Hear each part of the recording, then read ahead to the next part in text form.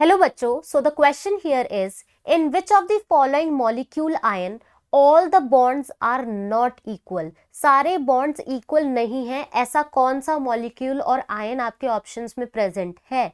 तो आपको सारे ऑप्शंस को चेक करना पड़ेगा और पता लगाना होगा कि कौन सा ऑप्शन में जिसमें आपके बॉन्ड्स हैं वो इक्वल नहीं है। तो first we will start with XCF4।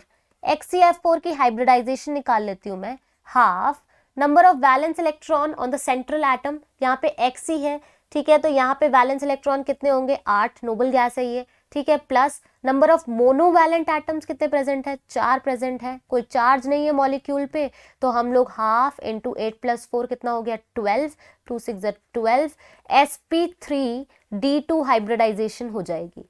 और अगर मैं इसका आपको स्ट्रक्चर बना के दिखाऊं या शेप बना के दिखाऊं, दैट इज XeF4 है ना, XeF4 है।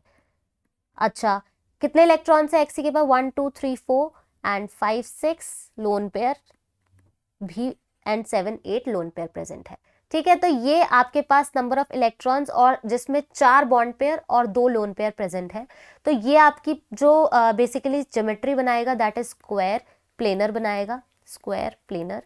एंड ऑल्सो यहाँ पे सारे बॉन्ड्स इक्वल हैं, ठीक है, सारे बॉन्ड्स फ्लोरीन के साथ इक्वल प्रेजेंट है। So this is not the answer. XeF4 में आपके सारे बॉन्ड्स इक्वल है। नेक्स्ट हम लोग ऑप्शन पे बढ़ जाते हैं, that is second number option BF4-। फटाफट से इसकी भी हाइब्रिडाइजेशन निकाल लेती हूँ। Half number of valence electron on central atom, boron के पास 3 वैलेंस इलेक्ट्रॉन प्लस 4 यहाँ पे फ्लोरीन है यानी मोनोवैलेंट एटम्स प्रेजेंट है, माइनस चार्ज +1, ठीक है, तो ये हो जाएगा हाफ इंटू 8 इक्वल टू 4 यानी sp3 हाइब्रिडाइजेशन है।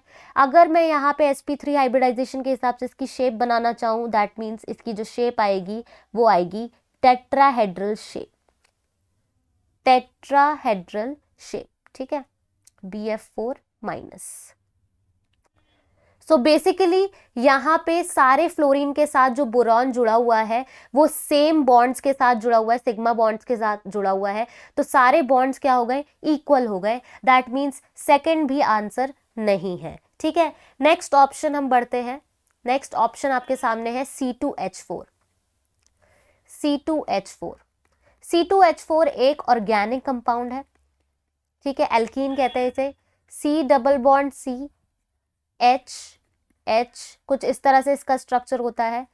यहाँ पे हाइड्रोजन के साथ जितने बॉन्ड्स जुड़े हुए हैं वो सारे तो इक्वल हैं, बट कार्बन कार्बन में डबल बॉन्ड जुड़ा हुआ है और वी ऑल नो जो बॉन्ड लेंथ होती है सिंगल बॉन्ड की और डबल बॉन्ड की उनमें डिफरेंस होता है। दैट मीन्स यहाँ पे बॉन्ड्स इक्वल नहीं है, जो कि है थर्ड ऑप्शन। थर्ड ऑप्शन बिल्कुल सही आंसर है, जिसमें सिग्मा बॉन्ड और पाई बॉन्ड भी है। और आगे कहते हैं, आपको पता चल रहा होगा कि सिग्मा बॉन्ड की बॉन्ड लेंथ और डबल बॉन्ड की बॉन्ड लेंथ यानी जिसमें आपके पास सिग्मा और पाई बॉन्ड होता है, दोनों की बॉन्ड लेंथ में डिफरेंस होता है। दैट मीन्स यहाँ पे बॉन्ड्स इक्वल नहीं है। हम फोर्थ ऑप्शन भी चेक कर लेते हैं।